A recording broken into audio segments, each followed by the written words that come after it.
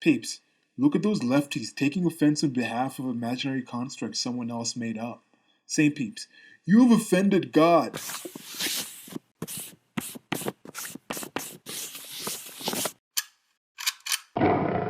So this is becoming more of a generally accepted thing to look at what behavior we're seeing from the predominant and vocal political left in the Western world as to be something religious. A lot of these, oh, you have offended these group of people, you offended that many people. And with this one, part of what made me notice this is, I think, in part, not being that religious, trying to be as religious as possible as I can. I'm sure there's going to be certain things that I still fall back into it. I was raised as a Christian. I went to Catholic church, and then I was in Anglican churches and Catholic schools. I was in Protestant when I actually got older. So it was more like non-denominational. I went through different denominations and saw different things, but it was more in a Christian tradition, Christian cultures, Christianized cultures. So I got to see that. I got to see how these Christian cultures, this general book, that one Bible, that thing that actually came from that and developed all these different things, how it worked into different cultures with different histories and different peoples and different traditions, and seeing it in a different way, communicated in different ways, how people rationalize what they did with it. One of them for me was, of course, being able to come out of that and then being able to look at something that is often done when you say something, mostly, specifically, I've seen this being said. Somebody says something about the Muslim community and then say, oh, you've offended billions of Muslims around the world by saying this thing. And I have a separate video about that where it's like talking about, oh, offense is no defense. First of all, I can't be offended on behalf of all these other people. Even if they're real people, I don't know what they actually believe in that system. They might believe it in a different way than you personally believe it.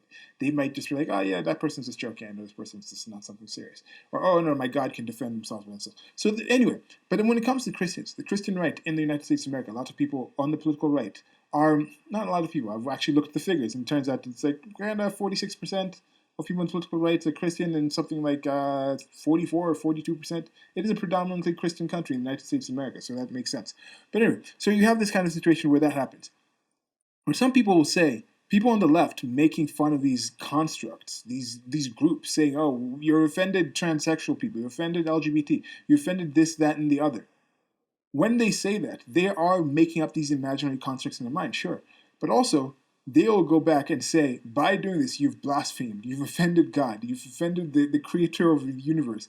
That creator of the universe is, in general, a lot more powerful than anything people on the left create as constructs.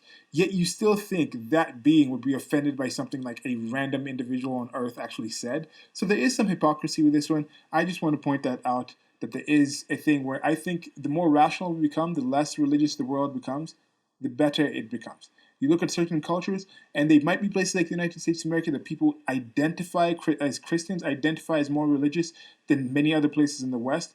But you just look at the places that, when it actually comes to the practicality of it, your feelings and your beliefs are something different versus when you actually act it. How many people are acting and living according to their belief system, according to their religions, according to their faiths? When that stuff is ingrained, without the separation of church and state, which I think gives the United States of America that explicit separation, even though it's figurative. There's some places where I'm like, I wish you actually got out of these. But besides that, if you actually have the situation where you have that separation, it actually increases the chances when you're working with other people, you're not bringing in these other imaginary constructs that can lead to more confusion and less cohesion in a social species like humans. So that's it for now. I appreciate you taking your time to come listen to this. This is part of the Shorty series where I expand on some of these short thoughts. Some of these might be repetitive because if I'm looking at different topics and different things from different ways and trying to communicate them in a different way, but the same concept, the same topic of problems occur, not because of what X is, but because of how we define X.